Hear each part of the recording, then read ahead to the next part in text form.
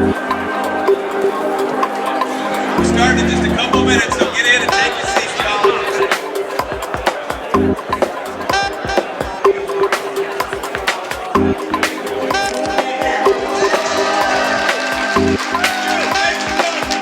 This is the International Cannabis Business Conference, and many people who came here kind of took a chance, bought a ticket, wasn't sure what to expect, right?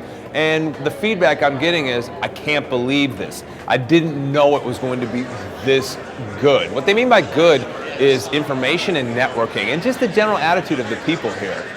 Just want to thank Alex and Anthony and Gaio for putting on an event that really blends activism and business in a really, really great way. The outreach has been phenomenal. People from Brazil to Mexico, Texas, the West Coast, let's see, Michigan, and other places in the country are here today. It's a lot of fun. A lot of nice people with a lot of information. You can see that people kind of go, oh, I hadn't thought about that before. It's raising a lot of consciousness about the social repercussions of prohibition.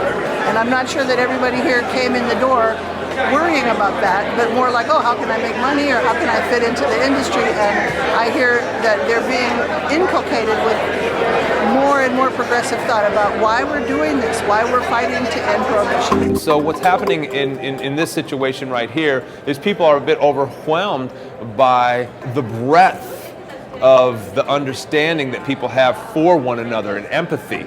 And you know, this might sound like some hoity-toity stuff to if you're just a businessman. Well, I'm a businessman. I do well in the industry, and I believe in karma.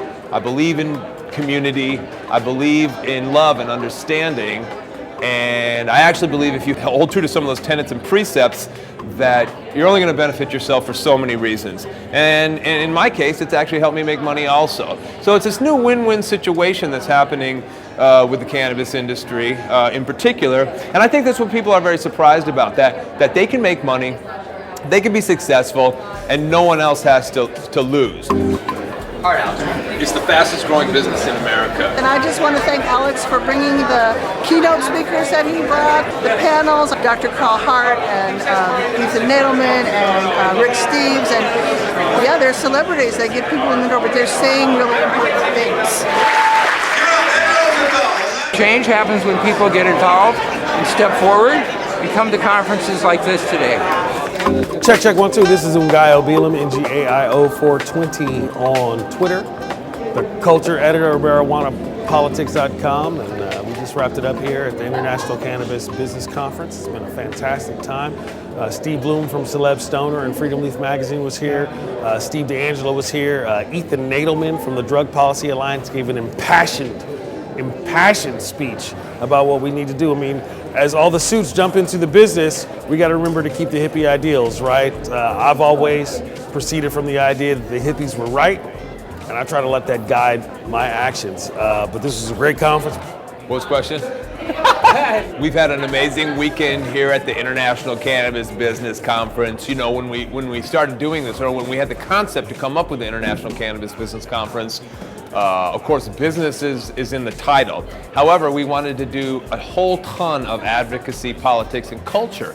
That's our passion. That's what we were pushing, and we were curious of how people would react to it. There's so many other business conferences out there that talk about investment banking or penny stocks or whatever. And we thought if we did a business conference that was not just focusing on business and money, we thought we were actually taking a chance and people might not groove on it or not get what they expect for their high-end ticket price.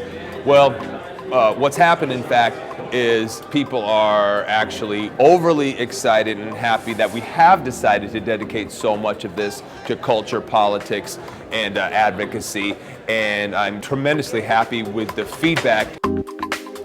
Never doubt a small group of concerned citizens can change the world. It is indeed the only thing that ever has. Thank you for being a part of this with me.